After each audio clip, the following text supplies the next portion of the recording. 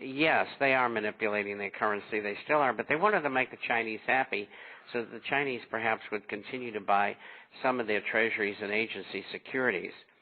And so that's why they come up with that statement. But the Chinese want to lay off the money, and they don't want to lose it. At the same time, they're spending part of it to keep their economy from collapsing. They'll end up spending $2 or $3 trillion easily, and they're also creating yuan, which is their currency, like mad. And the reason they are is to continue to keep the value of the yuan from appreciating. What they do is they print currency, yuan, and then they buy dollars, and they take the dollars and they buy treasuries. And that does two things for the United States government. It funds the balance of payments deficit, which is $2.8 billion a day, and it keeps inflation down. And so that's why they've never said anything about the Chinese rigging their currency. Incidentally, I cover this in a piece on the Chinese report in Saturday's issue as well. I just wrote about it. And that's in your newsletter? Yes, it is. Okay. Cicero, Illinois, are you still with us? Do you want to chime in and ask a question? If you're from Cicero or Berwyn, area code 773. You hear us? Area code 773. I've got you still on the line. You should be able to talk to us. All right, forever hold on here. We've got to take a break, Mr. Chapman. And ladies and gentlemen, we'll be back in 2.5 minutes. Bear with us. This is Drew Raines, a Marines Disquisition. Today's date is the 16th day of April. Bob Chapman, the internationalforecaster.com, is my guest host, as he is on every Thursday. It's 2.5 minutes, ladies and gentlemen. All right, ladies and gentlemen, we're back. This is a Marines Disquisition, heard live around the world on Wind Talkers Radio Network, as well as off the Internet from Blog Talk Radio, Internet provider. Let you all know that this is Thursday, the 16th day of April, second half of the first hour, and I've got Bob Chapman here. We're going to go right back to Bob. Cicero, you hung up on me during the commercial break. If you want to ask Mr. Chapman a question, please call back in. I did not terminate you. I was going to let you stand there and wait until you wanted to talk. So that's from Cicero, Illinois. Mr. Chapman, welcome back. Well, thank you, and I'm ready. You got the IMs there? I got some IMs already. Mr. Chapman, last week you made comments about stocking up on ammunition and guns, and we've been doing that diligently here in Virginia. Wanted to let you know that we just heard from news and views from Drew Raines yesterday and today that what is this? Oh, I'm sorry. That Congressman from California has pulled the latest gun bill from the U.S. Senate, Feinstein, and she's making a comment that she's got other things more important on the back burner. Do you have any idea? What she's intending to bring forth in the marketplace or on to laws to enhance more control on us? Well, first of all, gun sales and ammunition sales are up over 27% in the first quarter of the year, and it's because people think that there could be legislation where you won't be able to buy ammunition without having it coded, and also there may be a ban on assault-type weapons, which are really the most valuable weapons if you're going to have to use them to defend yourself. The Senate bill by Mrs. Feinstein has been withdrawn because that bill and the other bill that's in the House have really scared the American public, people who normally would not be buying weapons or buying them.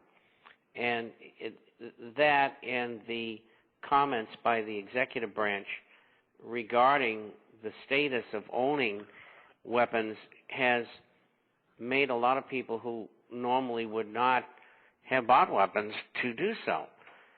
And I think that they made a terrible error here, and they want things to cool down. So I think you're going to see the House bill kind of meander until next year. But they're not going to go away. When the opportune time for them comes, they will be in there doing what they hope will be successful in at least having universal registration, or better yet for them, if they can get it passed, a total ban on weapons. And the experience historically has been that they might get 25% of them, and that's it. And it's going to put America on a war footing. And I wouldn't want to be in Congress, I'll tell you that, because people are going to be enormously disturbed. And it's just not going to be a good situation. They ought to back off permanently. Mr. Chapman, hard times are creating economic survivalists around the nation, and I live outside of Lansing, Michigan. This year is the first year I've put a garden in to substantiate my food supply. My daughter is having to assist in raising some extra farm animals. Is moving back to the farm a good idea? Well, I think it is, particularly if you know something about it and you can make a living at it, or if you can have the small farm and have another job as well, that's well too. You know, my daughter is a school teacher, and her husband works for the post office, and they have, you know, a limited income, and they bring in 4 small crops a year of things that they use, you know, green beans and tomatoes and citrus and bananas and all those sort of things, and they supplement their income by raising things. And I think it's a great way for people to do that. You should pull your own seeds from the things that you grow, plus get seeds as well. And you know, in these limited circumstances today, particularly if you get somebody laid off in the family and you only have 1 income instead of 2, then that garden is going to come in handy. So that's a great idea. I used to do it when I was as a child during the Second Great War.